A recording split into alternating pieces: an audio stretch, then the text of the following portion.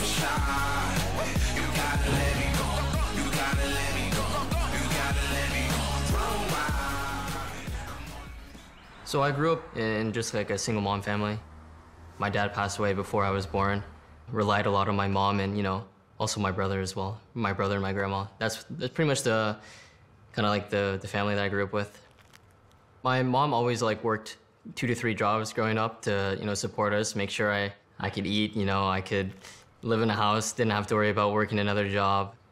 Just overall doing everything she can to support me and my brother. I was 4 months pregnant with Juan when his dad was in a car accident and was killed by a drunk driver. Trying to raise 2 kids on my own with working 2 jobs, it was just hard. So my mom's had a few jobs. She mainly worked as like a waitress, and she also did an office job for a bit. She works at a bar with my grandma now. My mom watched him while I worked during the day, and while she watched Juan, they played online PC games, like, you know, hunt for the hidden objects or ABCs, or he used to just sit on her lap and just like do it for hours. It was great. It sounds funny, but you know, the grandma was always on the computer playing like solitaire and like Mojang and like all of like these marble games. She was the one that got me my first computer when I was younger. Getting home school right away, I would go into League. I would wake up early in the morning to watch LCS, watch Worlds. So I was definitely very dedicated, and it's always something that was floating in my mind when I started getting higher rank, but not something I was necessarily pursuing. It kind of felt like I got lucky in a sense. C9 offered him this amazing contract to go down and live in the house. I was terrified. I'm like, who's gonna watch him? You know, he doesn't know how to use an ATM card, he doesn't know how to do laundry. Like, you know, I still cook his dinners. What is he gonna do? So it was a big step for both of us. I remember him calling me from Santa Monica, doing FaceTime and showing me his washing machine, telling me which buttons he's supposed to press to do laundry. It was crazy. I was more concerned about school. I mean, I wanted him to go to college and do better than me working 2 jobs, trying to raise kids in a family. So I was really trying to push him to college, but so I let him go. I figured he had to follow his dreams. I mean, if I had one, I would hope my mom would let me go. So that's what I had in my head to do, let him do. You know, I'm excited. It's been a while since I've competed for, you know, a top spot. I mean, that's always the goal, for sure, when you're a pro league player, at least for me. I'm confident in myself, and that was always something that I wanted to achieve again, get back to finals, make it to playoffs, make a good run for Worlds. My mom's, you know, still very supportive, and definitely she was, you know, texting me congratulations and, you know, happy to see you back. And you know, whenever you get messages like those, it always hits a little bit different, you know? It always feels really good, and kind of your hard work is showing and it's paying off. I'm just proud of him. It was a hard struggle growing up with him, being a single mom. And I'm just glad he's doing well.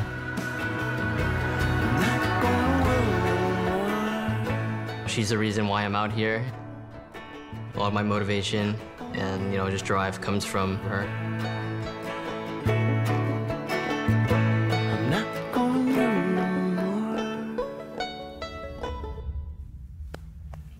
Welcome back, guys. After that game 1 and a beautiful piece from Contractz. I mean, it's the road to the finals in New York, New Jersey. So tickets are officially on sale for the LCS Championship in New York, New Jersey on August 19th and 20th. Head over to Ticketmaster.com right now and claim your spot. You might be able to also get this sick sweater that Emily has on right now. LCS fresh. Exclusively at the LCS Finals. There's stuff on the back, too. There's, yeah, this is the small, by the way. I'm 5 feet tall. Yeah, all the teams are on the back. It's actually, I can attest to the comfort. It's very comfortable. Just need to shrink it in the dryer. And also, it gets cold here, and this is very nice to have. Look, just the people out there. Keep it, actually, no, Jazz is usually the main culprit. Yes, look, at the end of the day, it might be a small, but it's not a sizing issue. It's an Emily being very small issue. So she's an extra player issue. Skill issue. So as we're waiting for the draft here, just any thoughts on the last game that you guys had just from viewing it, from the draft or just the gameplay? I was really disappointed in the way they approached the bot lane matchup. I think the Affiliates coming in with a heal, fleet footwork, like full early game rune setup basically, as well as summoner spells. Up against the Kai'Sa, you counter pick Kai'Sa, you give her away. With the champion like Affiliates, you're going to need a gold lead, and he kind of came out of the lane dead even. They did have this really good play in the top side where he got a bunch of gold influx from the dive on Fudge into the Herald play, which was very good. But that was like, that's not enough. I think there also needs to be a CS lead if you are going to counter pick a champion like Kai'Sa that is so powerful in the scaling, as we saw this game, as he quite took over after the 4th item. That makes sense. I felt like it reminded me of yesterday's series a little bit, where Golden Guardians started out with a very slow game 1 and then ramped up really aggressively. This first, I forget what it was, like 10, 15 minutes. It wasn't until the 3rd Dragon fight where things popped off really the first time. And then that pace kept up. So I think for NRG, that's actually a good thing that like maybe they came in a little bit too slow. Like you said, you want the lead with Aphelios, and they weren't as aggressive as they sometimes are versus C9. So hopefully that was just some stage 1 jitters. Yeah, and tracking that first blood rate really quickly, it went to C9, right? There you go. 19 on the top side, so. Yeah, and I love, just to the point that you made, Mark, and also to your point, like it was a fast-paced game after that part, and it felt like Cloud9 was willing to fight in the mud in unclear team fights. Sure, even to them, we listened to the voice comms, and they came out ahead. So good on them. Game 1, got that out of the way, and now we're on to the champion select for game 2. I think they're drafting very delicate lanes that try to get leads incrementally over like several recalls. So for example, Jace versus Tristana, Renekton versus Jax, as well as Aphelios Kai'Sa. They aren't lanes that just bulldoze over and like smash your opponent and then smash tower plates or whatever. You slowly gather CS leads over a course of a laning phase through several timings of recalls. And I just don't think that's really what NRG should be going for. I think they should actually opt into the opposite, where they try to get more scaling and then rely on contracts to make sure that even though the lanes are a little bit more difficult, they have contracts to pull them through and get them to that scaling. An interesting thing to note, NRG has taken away the Maokai. I fully expect the Ivern ban to come through against Contractz, just because kind of like we talked about, that he is our lone Ivern player left. Oh, okay. They updated that one. They updated that one. Energy I just got owned. So now I am wondering if NRG just slam Ivern, or if they wait and just kind of call out that maybe they don't expect Blaber to pick it up, and that's we're going with the LeBlanc. LeBlanc for Palafox. Potentially flex for Dhokla, but probably not. I will say, I was going to joke about the Tristana ban for C9 not being for first pick Tristana, but so Emenes doesn't play it, because that was a bit of a rough Tristana game there. Yeah, I was interested in an Ivern first pick. Maybe they were concerned that it would be a Kai'Sa Jace poke comp on the other side. I'm not sure, but it's still left open. We'll see how it goes. But the Renekton picked up by Cloud9 as a blind early. Do you like that so far? I like Renekton a lot when Jax is out here. It's actually not that easy to pick a physical damage top laner into Renekton that can edge out their Renekton for the majority of the game. So normally Jax is really good at matching him.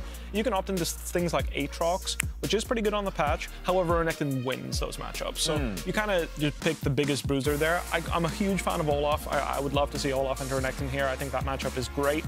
Don't think I will get to see it, but in these games with a lot of melee comps, they get really mosh pit type compositions where really all 10 champions are sprinting into each other trying to kill the first target. I think it would make a ton of sense to play a champion like Olaf. That said, they've opted into Ezreal Ornn, which is basically hard to say that it's like a poke comp, because again, Kai'Sa has those properties. She's really strong on the patch. I'm shocked they didn't first pick her almost. Because, you know, last game she was quite an issue. And then coming into next game, they have a plan with this Ezreal Ornn here. I'm guessing they just want to scale. Look to go pick up more scaling in the 4-5. I'm just not sure what that's going to look like. Yeah, we'll see if maybe Ivern did get through. It doesn't feel like, you know, I think Blaber can play. It's not his preferred play style, though. I think he likes something that can have a little bit more agency. Even if it's not carrying, at least picking your own fight easier. So he goes back to the Sejuani to pair with their Renekton. I do think for NRG, they're setting up a pretty nice 4-1 comp, which I think will involve Palafox splitting quite a bit and just kind of swapping up, because you can usually have quite a bit of push if you're going for the still obnoxious static ship LeBlanc. And he had a great game. He was like, I forget exactly his scoreline, but he was 3-0-5 at one point and felt like maybe he's saying, give me even more individual carry potential here with the LeBlanc and splitting away. What's making this series interesting to me as a drafting note both of these teams are the ones that actually have prioritized LeBlanc throughout the playoffs. We saw the first pick LeBlanc in the first series from C9, and NRG is a team that have banned LeBlanc on first phase when they feel like the enemy team can pick it, or pick up themselves if they think it's a good angle. So I really want to see how they play it, to the point that you've made, Bwipo, about like just how strong Kha'Zix is. I want to see what the identity of NRG's comp is at the very tail end of it, because with LeBlanc, you're expecting, oh, side lane, but you have an Ornn, so you're going to be not necessarily winning, both sides. You're not going to win through side lane. Oh, team fighting? Well, Sejuani and Kha'Zix, I feel like they have a stronger team fight. So I want to see what NRG's composition ends up looking in 4-5. Yeah, and it is interesting to see the NRG banned out the Jace, but then also the Zeri, because they're like, okay, we do know that Kha'Zix can still be flexed in the mid. I believe Emenes has played it. I know Palafox certainly has. So that was something that they decided that they did not want to see coming out of the bot lane. So now that the bans have expired, I'm really curious what to see what the NRG 4-5 is going to be, because the one big benefit that drafting something like Ezreal Ornn does give you is that they're super self-sufficient side lanes, right? And I did mention that I do want to see them playing through Palafox here, and Ezreal Ornn are two of the best champions, so just leave them alone in their own lanes, farm at their own pace. You don't need to interact with them, invest any jungle resources. And LeBlanc is the mid laner with, I would say, one of the best, if not the best gang setup out of any mid laners in the game. Yeah. That's why I actually quite like the start of this draft. I have to see the 4-5 play out to really understand where they're going in terms of scaling and whether or not they're going to be able to go head-to-head in that mosh pit type of game. And there's the X factor I was waiting for, right? Like, this is the type of champion that just throws the game kind of on its head. You don't expect Kha'Zix to jump into a 5v5 and win. I definitely think this will be Ezreal stays mid lane, wave clears forever, and then we have LeBlanc and Kha'Zix wreaking havoc on the side lanes, assuming they can get ahead. And that's a Kha'Zix mid too. Yeah, on the other side, it is really interesting to see that C9 still opted. Obviously, they did the Zeri hover. NRG took away the Zeri, and they're like, we're still going to send Kha'Zix mid. We're going to pick the Sivir, which is something we've seen have a little bit of a higher priority over in LCK, so that's super interesting coming out of the C9 draft. I think the Sivir also works well for giving more engaged power to your team, so if you are trying to split, like Bwipo was talking about, and just sit mid with the Ezreal, the Sivir can speed up the Sejuani, the Rakan, everyone to get more on top of the people so that LeBlanc can't sit in side lanes forever.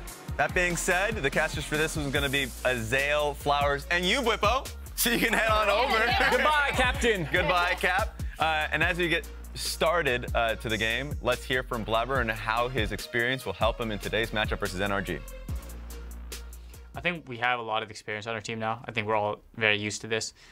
Me personally, I mean, realistically, I've been winning like a lot in my career, so I know how it is to have a long season, to go to MSI, to play summer. You know, like 2021, we have an even longer season than this. I had to play lock-in, then spring, then MSI, then summer, then Worlds. We even got to quarters that year, so I'm very used to like my year being very long and having very little breaks. So I kind of know myself how to ramp up, when to take breaks, when to not try as hard to save energy for, you know, when it matters most, like these playoffs, right? I'm feeling confident going forward. I'm sure my teammates, I mean, they've been playing very well, as you could see, so I'm confident in them too. What's up, dude?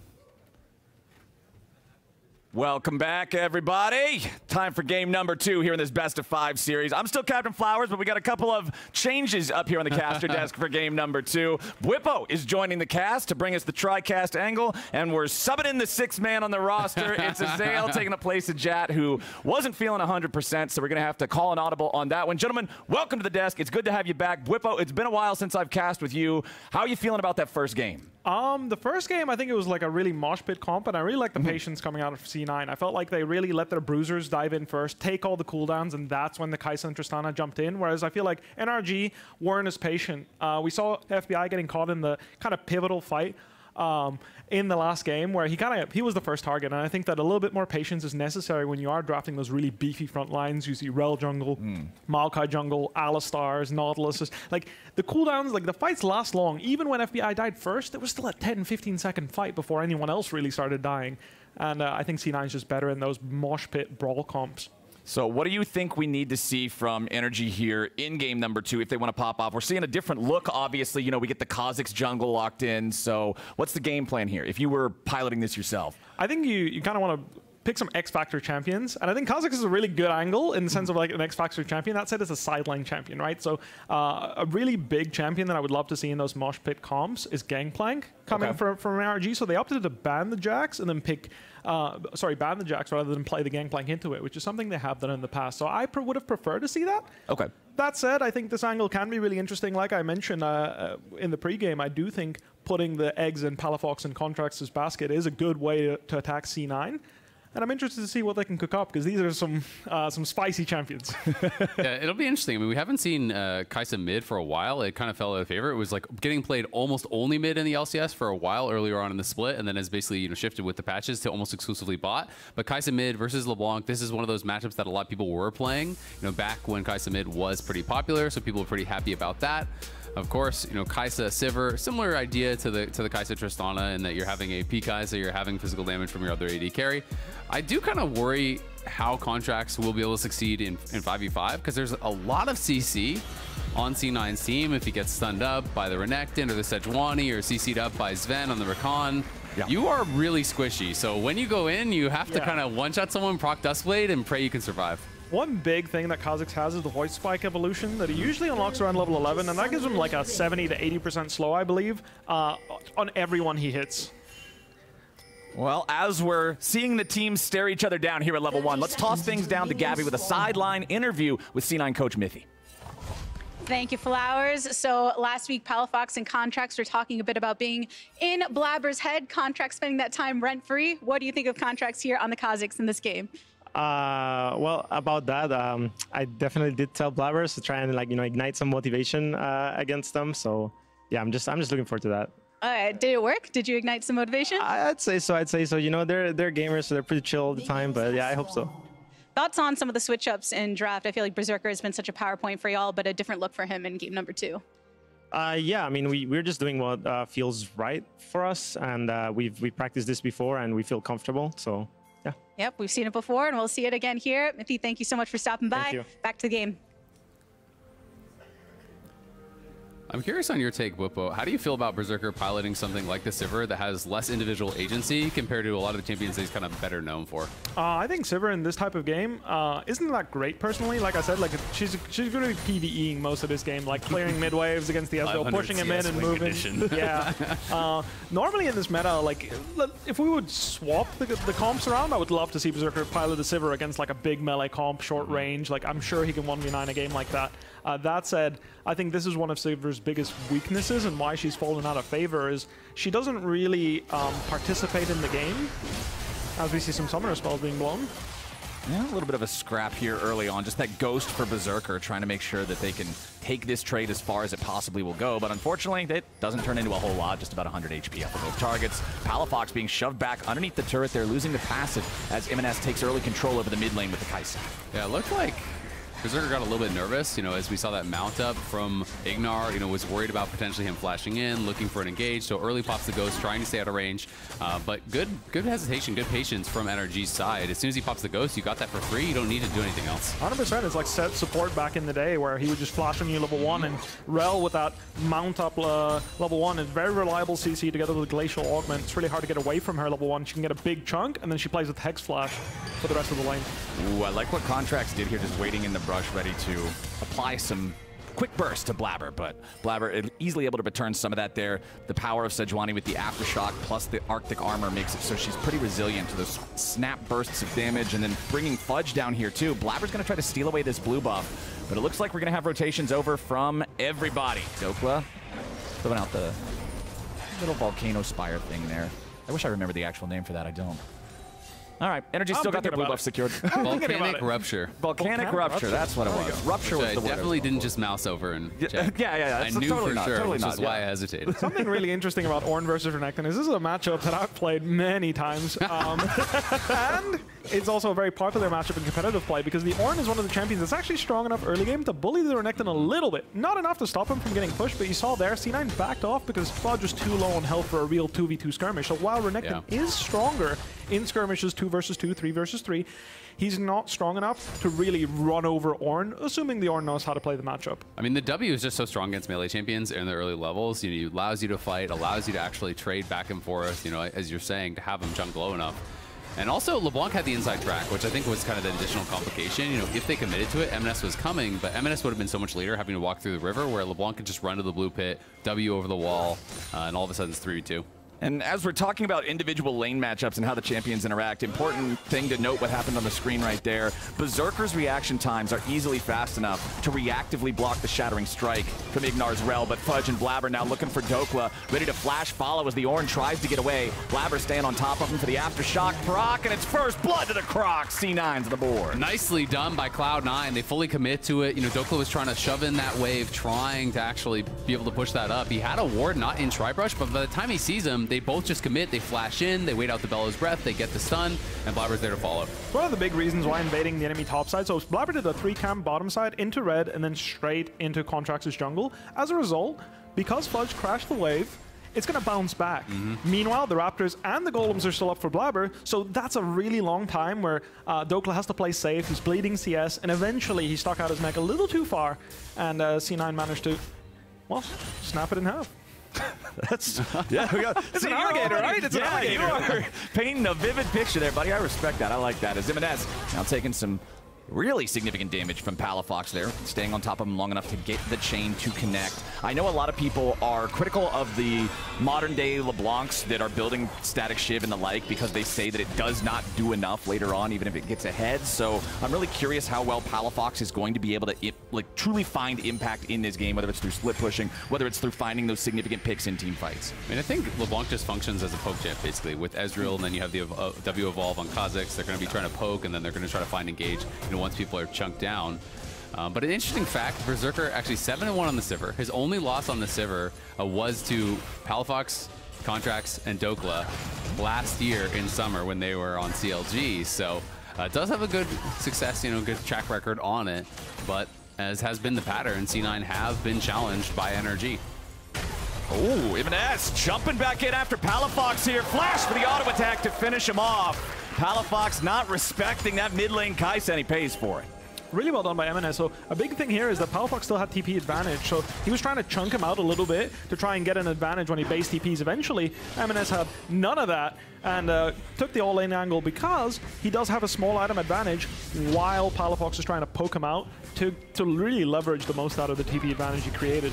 Yeah, it was really well played, and the problem is he used double distortion there, so he doesn't actually have his ulti distortion or his W to go back. So with the plasma applied, as soon as you've used both those Ws, you can just Killer Instinct in. There's nowhere for Palafox to go, so Emenes finds that opportunity, goes in, follows with the flash, and is able to get that solo kill. Really nicely done by him, and Cloud9 out to a really good start. Both their solo lanes now in an advantage. Sivir is just kind of chilling, farming on bot side, so everything looking pretty good for Cloud9 thus far. And with the bottom lane 2v2 favoring C9 right now, it would appear. You can see Blaber's also headed down to the bottom side river. They might be able to go for the first Drake here soon. Hasn't been any super early priority on that like we got to see back in the first game where C9 had it early enough. I think it was 5-6 minutes they took that first Drake, but Blaber's not going to go for it quite yet. Does have level 6 here on the Sejuani. Contractz also level 6 on Kha'Zix as Palafox jumps in for a trade on Emenes, but it's Blaber who arrives first and slightly misses the ult. Now Emenes in trouble as Contractz shows up, and the bug is hungry. Palafox ends up taking the first kill as Contractz flashes over the wall to try to escape from Blaber. Palafox trying to keep Blaber rooted up in place here, make sure they can't chase down his jungler. Contractz escapes into the enemy jungle. I don't know if he just goes for an execution here or if he tries to find the full recall. Well, it looks like he's trying to actually just escape. He's going to be able to potentially get out. Blaber doesn't know where he is. Zven, though, is hunting. Contractz jumps over the wall to go after Zven, who... he tried to flash ignite him, but he didn't have range. That's unfortunate. No, Zven thought he might be able to pick that one up for free, but he's going to want that one back.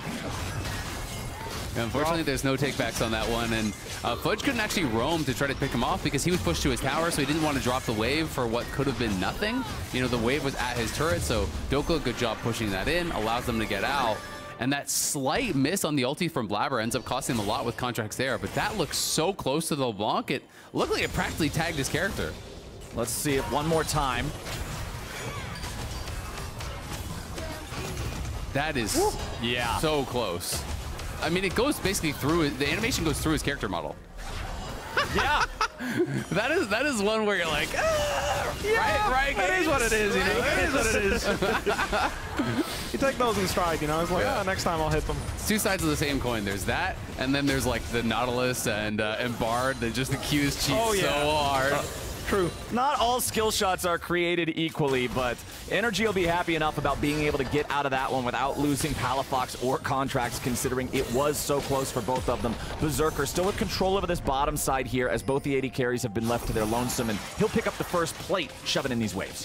One really big thing about that mid-jungle play is that LeBlanc and Kha'Zix are two champions that change depending on how strong they are. The way they interact with other champions in the game, very different.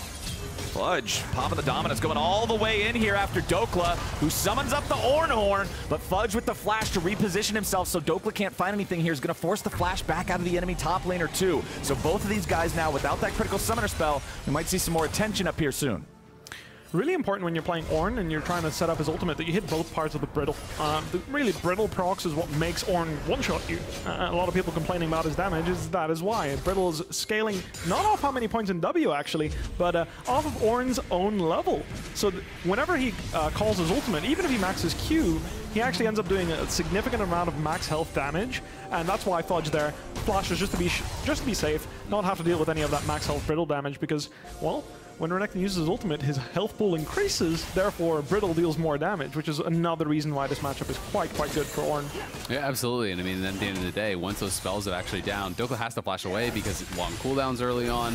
Fudge is obviously going to out-sustain you as far as the damage is concerned, so Fudge trades the flash, Dhokla has to flash back to be able to actually stay alive. And it ends up just being that slight advantage for Fudge still on the top side, but Dhokla holding strong. You know, dying once, honestly, is not the end of the world because he died when he still had TP. He didn't really lose experience. He didn't really lose a lot of farm. So I don't think the Ornn really cares about being a little bit down. But you definitely want to see the Kha'Zix, the LeBlanc, as you're talking about, Bwipo. Those are the guys that need to get ahead. Those are the guys that need to have a lot of gold because, as you say, you know, it really does change how you can play the game. 100%. They need to have enough damage in their items basically to threaten one-shotting people this game. Because even though Ornn is fantastic scaling, and while Ezreal on his own is also great scaling, looking at the C9 comp together, I think the AP Kai'Sa as well as the Sivir, that's really scary scaling to stare down. And I think that Ezreal, Kha'Zix, and LeBlanc have like intangible scaling. Now, what do I mean by intangible scaling is at the end of the day, the amount of damage these champions can do, 5v5, side lane, whenever, it really depends on how good you are at the champion because they're so skill shot dependent. So even though you could be the best Ezreal player in the world, if you choke one of the team fights, suddenly your champion does way less damage than it's capable of. So it's very hard to judge like, oh yeah, NRG, they have Kha'Zix, LeBlanc. Yeah. I think that's where the scaling is weakest. But for a champion like Ezreal, he can be a fantastic scaler if you're popping off in a team fight, never missing Qs, or he can be awful because you're just not connecting the skill shots. And I mean, with Dust Blade the way it is now, I always feel like it's so important to get ahead because your survivability is your damage. Getting in, one-shotting someone and proccing Dust Blade is what actually gets you out and what keeps you alive. So you need to have that damage, but they're going to look for a dive on top side. Yeah, they want to kill Dhokla before we can even hit the second part of the Ornn. They'll slice, they'll dice. It's easy money for C9. The dive works beautifully, and Palafox can't arrive in time to help. Really well played. I mean, Dhokla pops the ulti early, but all Cloud9 had to do to survive and make that an easy dive is deny the redirection of that ulti. They're able to stun him up on it, able to CC him on it. Now Blaber up here on top side with Zven. Really nice macro play there from C9, of course, finding that 2 versus 1 setup. No flash Ornn.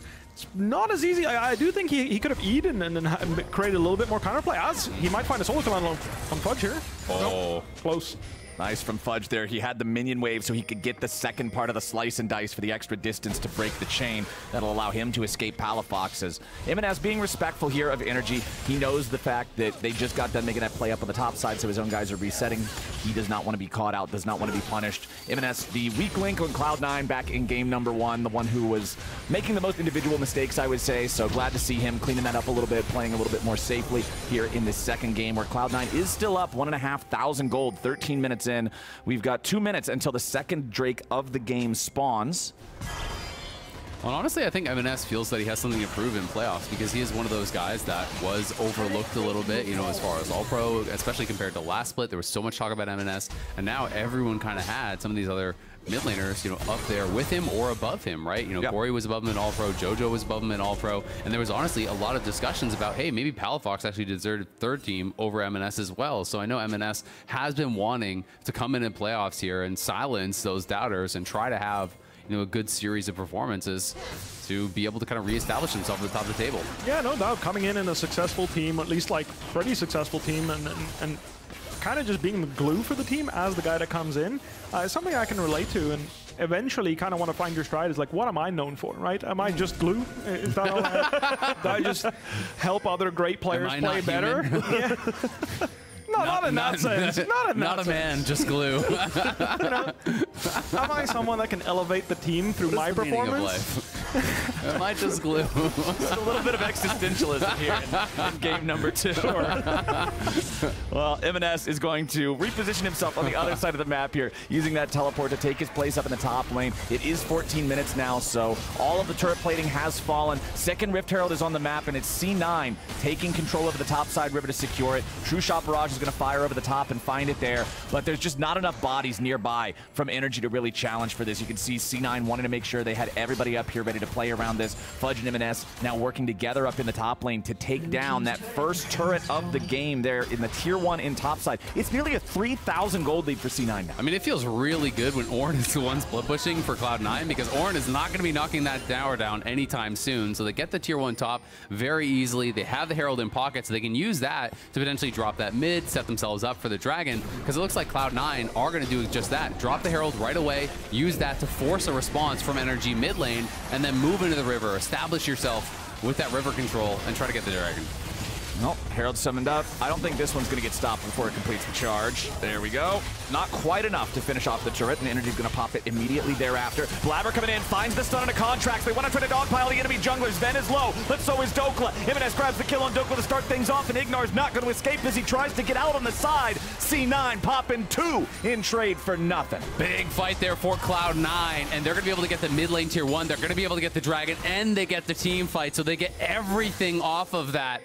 Blaber just pulled the trigger, I think, a lot more quickly than NRG was expecting. Yes, Contractz is able to jump out and survive, but that means he can't re-enter the fight. Now Emenes potentially caught. Yeah, Emenes jumped on True Shot Barrage over the top to finish him off. Nice pick up there from NRG to at least get something on the back end of a very heavily C9 favored play. I really love the way C9 played that entire sequence, all the way back to Emenes' teleport. They realize, oh damn, we're trading sides right now. There's a potential threat on our Kai'Sa to get dove. Instead of trying to enter NRG side, they teleport the Kai'Sa all the way to C9 side, trade top tier 1 plus Herald, and then when they realize NRG's stuck underneath the tier 2 top, because Palafox still had to go catch that wave, he has to use teleport mid, and it turns into a straight up 5v5, which they love to take, of course. Yeah, absolutely. I mean, they go in on Contractz. Contractz jumps out, but then he's out of the fight. He has no more contribution. So sure, he didn't kill Contractz, but IgNar is left out to dry. The Ornn is left out to dry because the Cloud9 DPS are not threatened whatsoever. They are free firing. They're knocking them down. And then Emenes going a little bit too far. I assume that's his reaction, not to the team fight, but to his death afterwards. Yeah, so I assume this is a little bit out of order, but Emenes, I expect, was going up towards top lane to try to catch that wave, but went a bit of a greedy route, does get caught by Palafox, and nice combo with FBI and Contractz. Definitely looks like he's trying to prove something. Last game, the same thing, where he's trying to take the tier 1 mid whilst they're taking Drake. Same idea here. They're doing Drake. He's trying to take tier 1 mid. It feels like he's trying to get an extra gold lead or something. Really trying to prove that he is the alpha mid laner, but it turns out he's kind of getting caught and dying in those sequences. So refuses to be glue. I think he's in a rebel phase, you know? He's not satisfied being glue. He's not satisfied being glue, is what it looks like to me. Obviously still playing a very solid game, finding that solo kill. Just, I think he's trying to squeeze water from stone a little bit here. Wants it a bit too much is how I kind of say. Where it's, and I can understand that, you know, where you are having a game and you really want to show yourself, you know, at your best, you're trying to kind of push for more, and it makes you play worse at times, right? It makes you make those mistakes because you just wanted a little bit too bad, and I think that has been something that has been happening to Emenes a little bit, but he did get that solo kill early in lane. He's still in a good position in the game, has 2 items completed here. They took down the towers, he got the solo kill, so Cloud9 way out as far as the gold is concerned, and they're going to have some pretty powerful carries here, as well as a lot of CC and a really tanky front line, so it could be difficult for NRG. Yeah, you can see that Cloud9 gold lead still at about 3,500. It was only just now you saw Palafox take that tier 1 in the bottom lane. That was the first turret secured for NRG in this entire game. 18.5 minutes in now. Objectives have been a little bit of a struggle for them. C9 controlling Heralds, the Drakes being even, and the turrets just not showing up is a big reason why that gold lead feels as big as it does there for C9. But second items are also coming online for the Cloud9 side. Not quite there just yet for NRG, so they're not wanting to take any fights right now. They don't want to fight with this power spike disadvantage. Nice reaction there from Berserker to just make sure the True Shot Barrage can't do anything to him. You've already got Nashor's and Static done for the Kai'Sa. Still just the Static on the LeBlanc. Over in the jungle, the Radiant Virtue plus the Sunfire Cape makes Blaber a very, very durable Sejuani. Absolutely. I also really like that Zven didn't just autopilot Shurelya's like I think a lot of support players do. I think Locket makes way more sense in this game when you're playing against Kha'Zix, when you're playing against LeBlanc, these champions that need to hit that 100 to 0 damage. A Locket shield can make all the difference between that Kha'Zix just dying and the Kha'Zix actually finishing off your AD carry and proccing Dustblade and getting out.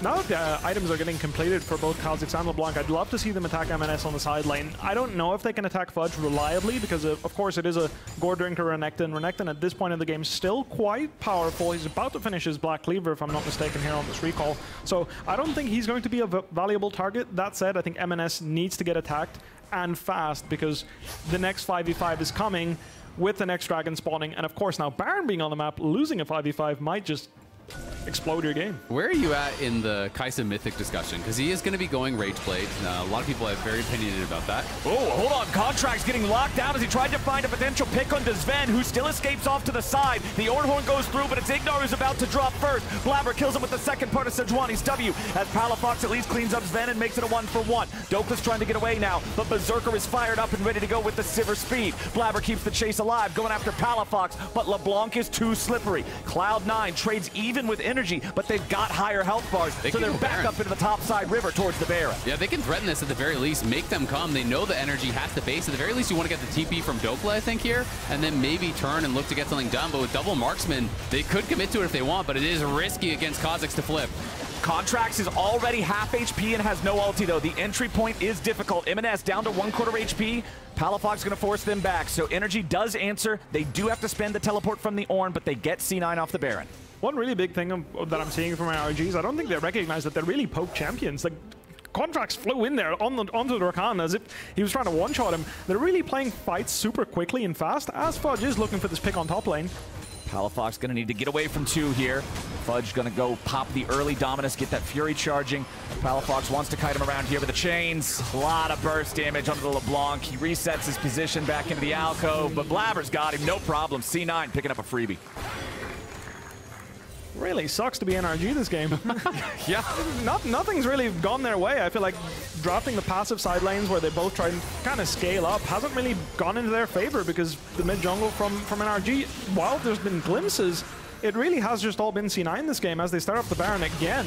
Berserker getting caught here. Yes, he spell shields the crash down, but FBI following it up. Nice shutdown on the enemy marksman. C9 still got that Baron at about 4,000 HP. True Shot Barrage fly through. Contractz on the backside of the wall. C9's got to be careful about this when they don't just want to give this objective away to NRG.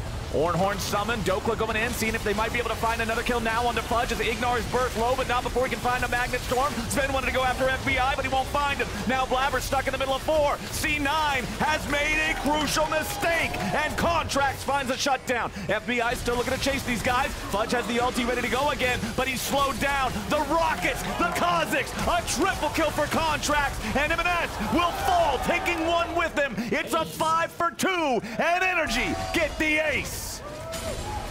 Almost a Baron, maybe. We'll have to see after the replay, but one really big deal why these Baron situations are so good for NRG is because the Baron is the tank for the team at that point. It's a 6v5 for C9 because whilst they're hitting Baron, Ezreal and LeBlanc are poking. Now, in this sequence, it was Ezreal doing the poking. The one before this, it was LeBlanc. But because there's so much chip damage on the Blaber for relatively free, it's very easy for them to position themselves in this fight where, really, by the time C9 gets to answer the poke, Fudge is already down to half HP. Yeah. Blaber is already down to 70%. all this valuable health lost before the fight starts is exactly how NRG wants to play. And I kind of expected that Cloud9, as soon as Berserker got caught in transition, I thought they were just going to instantly leave because it seemed so risky from that spot. And Contractz did have flash, he had all those cooldowns, so it's not like you're going to 50-50 against Kha'Zix. That is so risky from that spot. So I was really surprised that they didn't just immediately retreat. And I will say, had Contractz played out that last kill a little bit more slowly, I don't think he dies, and then I think they take Baron, right? If he actually survives, I think they get Baron. He didn't need to flash in, I felt. But he was hype. He got the triple kill. He got the quadruple kill. You know, he wants to get an announcement. I feel it. I feel it. That said, with the isolation damage onto the Baron, that definitely would have been Baron. That's why I said, like, I believe they'll get it because Kha'Zix is fantastic at melting single target neutral objectives. Dhokla. This could be a pretty bad situation. Fudge throws down the gauntlet, and he's going to kill the Dhokla here. That's going to be a solo kill. Ready to go. A little bit more damage. Chases through him there. Waited on the second part of the slice and dice to chase the Ornn through his own dash, and Fudge cuts him down. The pure 1v1 on the bottom side of the map. That's pretty big, and Fudge is just going to keep pushing potentially here. Can take away some camps, allows Cloud9 to move in on top side. Fudge has his TP back, so Cloud9 are going to be confident to play on the map, establish vision control around the Baron here, and they're going to have full run of the map for the next 30 seconds or so. Yeah, that's a really big deal, because actually, like, NRG just set up their split push. Like, at the same time that we died bottom lane on NRG's side, that's when Palafox and Contractz were starting. You see the pink ward is still there, the blue team pink ward in the top tri-brush. That's, like, exactly where you want your deep vision to be. As you can see, they're looking for these picks, but with Ornn dead, it's so hard to pull the trigger here and look for those really aggressive poke angles, look for those TPs into the side and playing aggressively on this side. It's just not possible when you're 4v5 on the map. So absolutely detrimental death there. And it kind of forces Ornn, on respawn, he just has to run bot to actually catch the wave, right? He doesn't want to lose more CS down there, so it means that Fudge doesn't even have the TP up towards top side. He has more tempo on the map. He just recalls, heads back out towards his team. They'll have time for him to do this because it's going to take so long for Ornn to actually push into the tier 2 if he even wants to do so. Not to mention Fudge, obviously, because he got to push in that deep, it's his turn to move into the top side, and if C9 were to choose to contest this topside vision against the Kha'Zix and LeBlanc, they would break them again. In this case, they decide to go into the bottom side, not opting into top side because we're completing very important items on Emenes here as he finished his Mythic. You asked me about what I think about Ginsu's. I think, realistically speaking, both Mythics are great for her as they make the pick here. Ooh, Emenes, Killer Instinct. The shield is enough to keep him alive, get him back underneath the tier 2 turret. C9 ready to reinforce. Blaber goes in for the ulti, but it's going to be dodged. However, there's no way home for the bug. Contractz gets squished. C9 picks off the enemy jungler right next to Baron. You know what the call is going to be. Interrupt. As bottom side, nice interrupt from Dhokla there, using the Ornn ulti to stop Fudge from being able to reinforce. But we've still got ourselves energy 3v4 up here at the Baron. Dhokla could join them. Fudge is walking over now as Palafox is trying to poke these guys. Remember, there's no jungler on the energy side. C9 know this. They're still trying to burn the Baron. Palafox jumps in for a little bit more poke as Fudge approaches from below. Secured Baron for Contractz, not for Contractz. It's over to Blaber and C9. C9 continuing their chase now as Dhokla and FBI try to kite back into their own jungles. Then gets himself back out with a battle dance as Berserker takes out Dhokla. FBI tag with a Void Seeker and a bouncing boomerang blade. A shutdown over to Berserker as IgNar tries to escape, but it's a triple for the C9 AD carry. Palafox jumping back over the wall, trying to distort something, trying to find some kind of a kill on the back end of the fight. Contractz is coming in. He finds Blaber, immediately gets the first kill. Now Emenes has to try to escape, and Contractz looks for more. Flash into the queue, but it's not quite enough as Emenes flashes away to escape. My God, what a long fight. Really, really nice play by C9. They're playing against Ezreal. Ezreal entirely skill shot based, like I mentioned, and what they did was put the piggy in the front, everyone else behind the purple snake, and you can't get hit by his poke. So what ends up happening is FBI is trying to get poke into the backline. However, because he's ignoring Blaber and his enormous health bar with how steady he is this game, oh my, another pick here. Yeah, Contractz just has no chance. He's isolated, so he takes every bit of damage from that Acathian range. Just gets bursted down by Zven and Emenes. You asked me about Kai'Sa's build. I'm just going to interrupt what I was saying and say, look, if she can do that without Luden's Echo, then, you know, like, what does it really matter? You know, like, she wants it to either way. I mean, one auto-attacks you 4 times, the other one auto-attacks you twice, one-shots you. I mean, like, two ways down the same road. My health bar disappears either way. I do think Luden's is a little bit more optimal because you do have less counterplay to her max range poke. If she is hitting you with Ginsu's, that means you get to interact with her, which is a privilege you don't always get playing against Kai'Sa. Yeah, she's often 4 screens away one-shotting you, so. Pretty much, yeah. As I was saying about the Baron sequence, is a big thing about Ezreal's poke is he needs to hit the first target he's throwing his skill shots at, right? And before you finish that armor penetration item, that all-important Sorrel's Grudge, tanks do a really good job of just eating the Qs. And because they ignored Blaber trying to poke the people in the back, it bit them, like it kind of bit them in the ass because Sivir just ran them over with the Sivir ult, Sejuani in the front. They didn't have enough damage anymore. He wasn't low enough to the point that they could ignore him either, so he just ran over NRG in their jungle and ended up getting Baron and 1 million gold at this point. That's like, what, a 5k gold swing nearly? I think 4.5 or so. It's a lot, yes. Plus 4,596 on that power play. Let's take another look at the Baron and the subsequent very long fight. Yeah, it's like you're talking, you look at Emenes, you look at Berserker, they're kind of just playing with the Baron in between them and the Ezreal. And then they just make the call to go forward. And Fudge, Blaber piling in, Zven finding a bit of a good engage there. They're able to burst down Dhokla, and then the chase is just on. It's such a long sequence, but Cloud9 have the confidence to move forward because their carries are untouched. That is the key. It's just about making space for Zven and Blaber and Fudge. They just have to create that opportunity for Berserker to auto-attack. Yeah, if we remember the fight that NRG won earlier where it looked like, hey, maybe they could have taken the Baron if only Contractz survived, the very first step in that fight was Berserker dies because he takes a greedy path into the fight. When he's alive, things are an entirely different realm. It's a whole different timeline for how you have to play the fights out because he's so impactful, because he always finds a way to maximize his DPS. One of the big reasons why Ornn is great into Renekton, because usually he can be more of a frontline than Renekton can be when you reach that mid-game breakpoint. 2 items, you finish the Radiant Virtue, you hit level 13, get that upgraded. That's usually the point where you're tanky enough that you can walk in front of the enemy, like in front of the enemy Renekton and their comp and kind of tank them. Unfortunately, Dhokla's had a bit of a stinker this game, so he's been much weaker than what we're used to seeing from an Ornn in mid-game. Blaber goes in, they immediately lock down Palafox as he has to distort away. IgNar's going to be caught by Zven with the grand entrance off to the side, and Fudge's follow-up guarantees a pick on the enemy support. C9 5v4 now for the next 35 seconds. Yeah, Cloud9 have full run of the map. They are dominating at this point. They're going to be able to push in top, push in mid, get all those waves moving in the right direction, and they can bounce back and forth between these 2 lanes, taking away jungle camps, really limiting the resources here for NRG. And when you're already behind and you lose control of your jungle, it's only going to spell disaster. Emenes could be caught here. Long-range Ornn, not going to connect thanks to the stasis. Palafox needs a little bit more burst. Contractz going in, but Fudge is too much of a brick wall. Emenes turns it around with a kill on Contractz. They're going to be traded 1-for-1 back and forth. Zven and Fudge still pushing forward as Blaber joins the mix. Berserker's behind him, but Sterix has been popped. Palafox and Dhokla trying to fight back as FBI provides the firepower. The chains have found their way onto the front line, and Blaber gets cut down. Fudge barely escapes with 200 HP, and Palafox is still looking to see what he might be able to find. He jumps in for the auto attack on Berserker, but it's not a whole lot. Still chasing after these guys. They want to see if they can get just something else. Fudge is already going for the recall. Palafox jumps in for a very quick burst on the Berserker, takes him down to 40%. But I think that's it.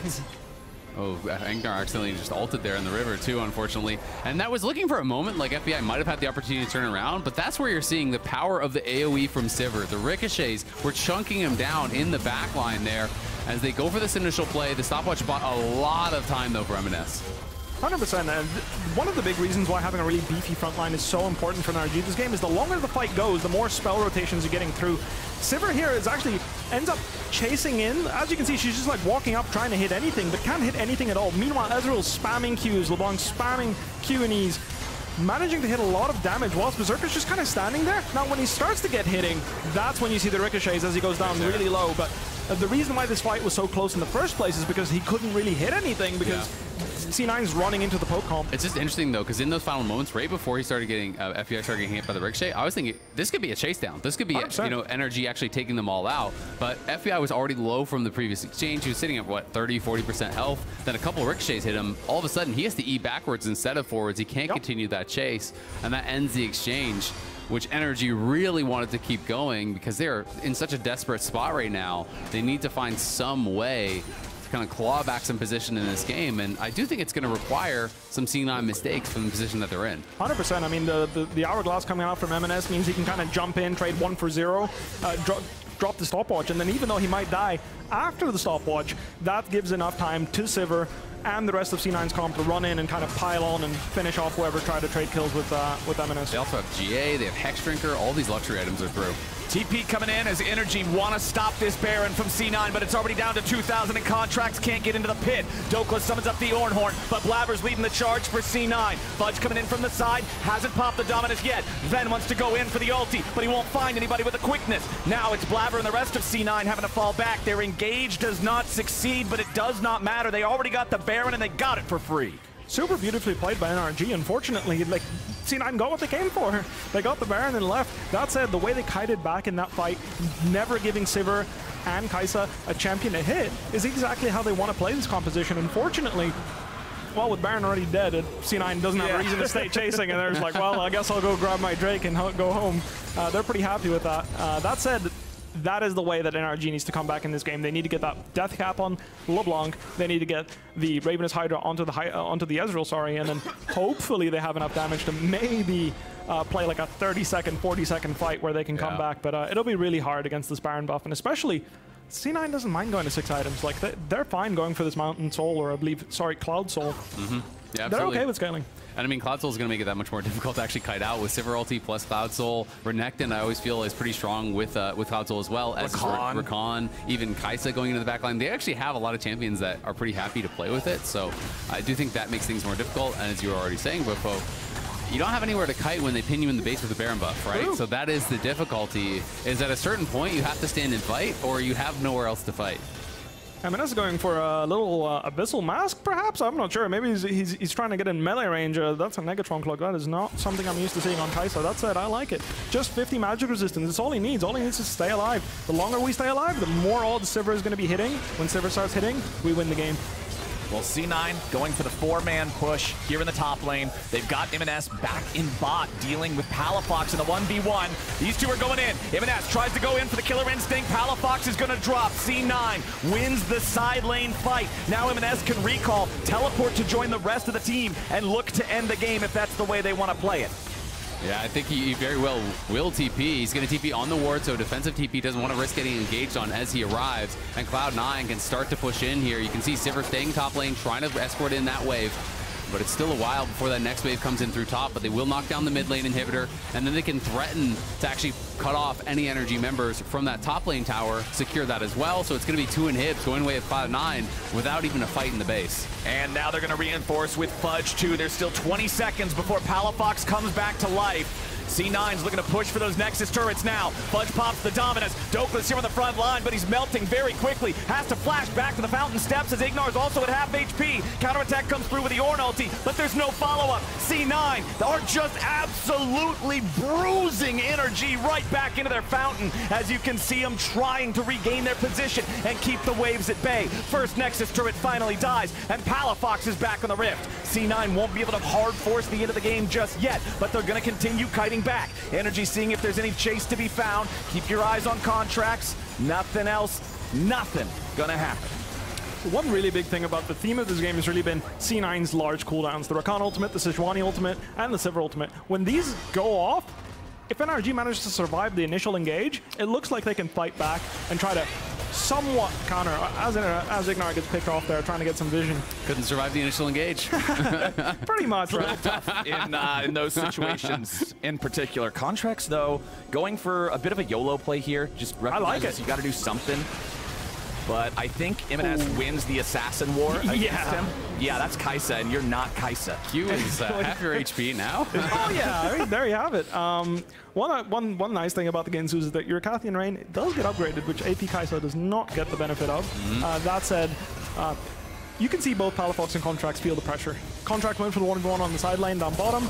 Now, Palafox doing the same as all the ultimates get thrown. Ooh, FBI trying to kite this one out, but they've caught him. He's gone. C9 having killed the enemy jungler, support, and AD carry should just be able to march this in for the full Nexus here in game number 2. Last remaining Nexus turret's your target. Dhokla summons up the ulti for a last-ditch attempt, but he only hits Fudge with the knockup. He's fine staying on the front with a Sterix gauge. Magnet Storm onto 2 targets, but it is not enough. There's no damage for NRG. There's no way to hold on. C9 takes the dub. They're going to match point.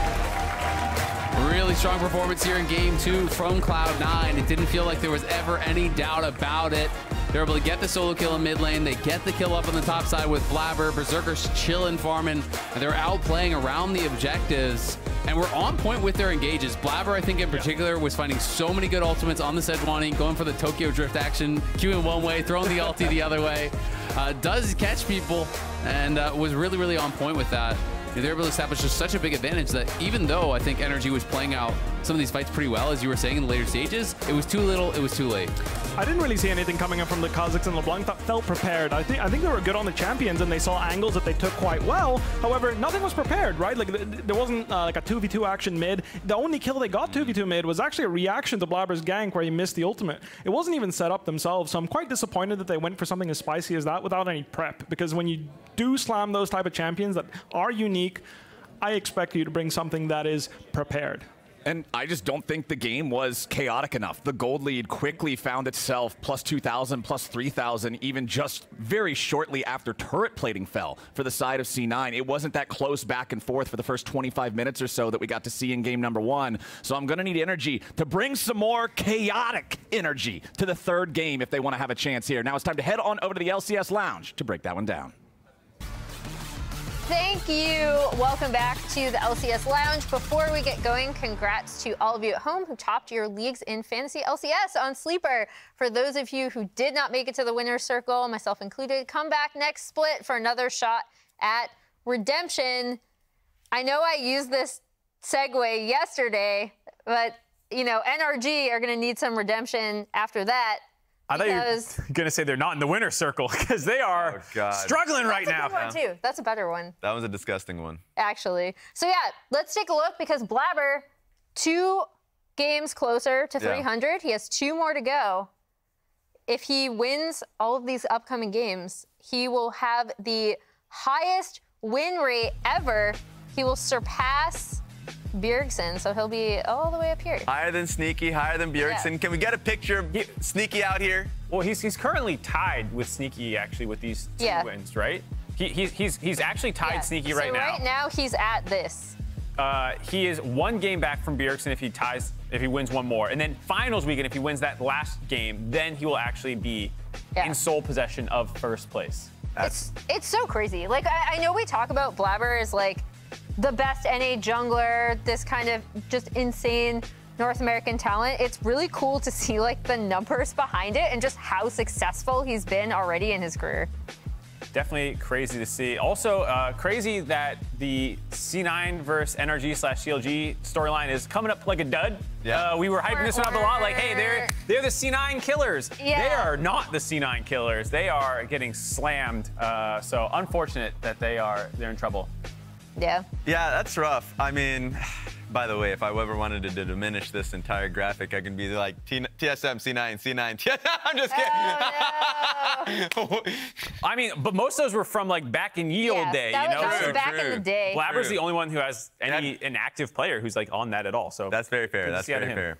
But to your point, this game did not start great for NRG. And we've talked about how, like, oh, from NRG, we want to see Contractz involved early, like, et cetera, et cetera. We're going to start here at the beginning of the game. I do want to point out, look at that.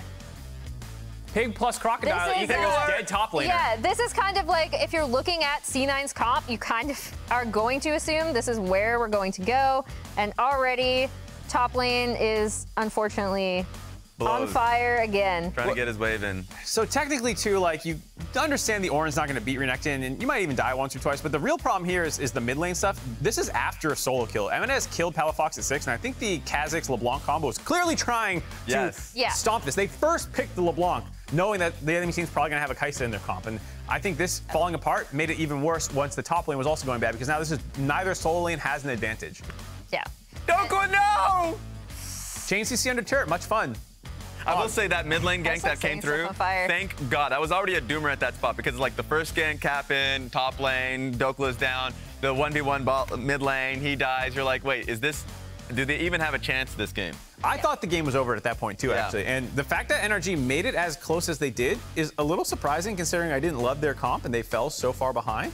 But they got really scrappy and actually made it a little closer than I think it should have been. Yeah, you could also see, like, even with the wallet difference, like, oh, okay, if this had gone to plan, if they had been fighting from a position of being ahead as opposed to being behind, this game did not go super well for Palafox. But, like, you could see in some of these fights, this is how it would have worked, kiting back, using the kind of poke from the Ezreal and the LeBlanc, zipping in and out, having Kha'Zix being able to go in and assassinate people. Like, you could see the bones of what could have happened. Yeah, and I mean, I feel like the whole heart of NRG's composition was through side lane and punishing Kai'Sa on side with LeBlanc and Kha'Zix, and then never really materialized because of how fed she ended up becoming. And it just felt bad for FBI that he didn't have anyone else who could consistently deal damage because he got relatively fed, was playing team fights relatively well. You heard Bwipo talking about, like, Ezreal kind of sucked if you don't land your skill shots. He was landing them. Yeah. It's just he had to melt through 2 giant meatballs, and there was no one else who was actually a consistent ranged DPS threat. So, you know, LeBlanc did get a lot of damage out, but a lot of it was like side lane and kind of just like poking away. In team fights, it did feel tough to play out. Look at that. Yeah, that right also here, won. That's hope. This area was hope, and then it came crashing. We didn't end up showing that fight. But there was a Baron attempt by C9 where I thought they were like, there might be claw back in. They did not. They did not claw back in. Yeah. Damn. And I mean, again, this is gonna sound like a broken record. I think Blaber has done such a great job of getting involved with his lanes early, which is such a good idea against NRG, who we've said, like, time and time again, this team, A, plays better when they're ahead, like most LCS teams, to be fair. But then B, they look so much better when Contractz is getting involved with his lanes early, when he's able to set them ahead. And I think Blaber, especially on this Sedge pick in this game, has done a great job of covering that. Take it off his hands. Yeah. I'm just, at this point, the more I see Kai'Sa, the more I hate Kai'Sa. Amazing poke, great team fighting, can always rotate the sides because much like Gallia, you're like, okay, just someone get a plasma stack on me, like CC him so I can join the fight. Yeah. Exactly. Wave clear with static shiv. She does it all. She has everything she needs. Amazing flex. We'll see if she gets through in the draft in Game 3. Match point for C9. They will be appearing in their 3rd straight finals, trying to go for a 3-peat if they manage to beat NRG here. Game 3 is coming up after the break. Okay, look at her. Cut. Come on, I'm looking around. Rell. Kill her. Yeah, on set. Rell. I got it. Nice. Renekton. Just slowly, guys. Slowly, Renekton. I'm TPing. Kai'Sa's only target here. Yeah. Just in front. We're in. Okay, I'm looking. Now Blaber stuck in the middle of 4. C9 has made a crucial mistake. C9 continuing their chase now as Dhokla and FBI try to kite back into their own jungles. Zven gets himself back out with a battle dance as Berserker takes out Dhokla. FBI tagged with a Void Seeker and a bouncing boomerang blade. A shutdown over to Berserker as IgNar tries to escape, but it's a triple for the C9 AD carry. Last remaining Nexus turret's your target. Dhokla summons up the ulti for a last-ditch attempt, but he only hits Fudge with the knock-up. He's fine staying on the front with a Sterix Gauge. Magnet Storm onto 2 targets, but it is not enough. There's no damage for NRG. There's no way to hold on. I'm on a mission and I won't stop. No destination, but it's worth a shot. You gotta let me go. You gotta let me go. You gotta let me go. I've got the Samsung 990 Pro series. Shall we get started then? The speed exceeds all expectations. Reading speeds are 40% quicker than before, and writing speeds are 55% faster. Through the in-house controller, the per-watt performance has improved up to 50%. The 990 Pro's nickel coating controller for its smart thermal solution technology controls you. Playing computer games? Obviously the best.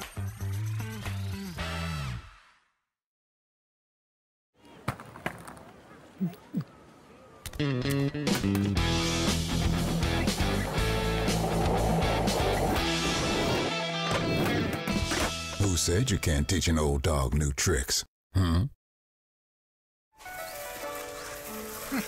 Typical beginner's mistake. Yes, they all start from the outside. So, will we help him? What else? Here, try it with Red Bull. Red Bull gives you wings.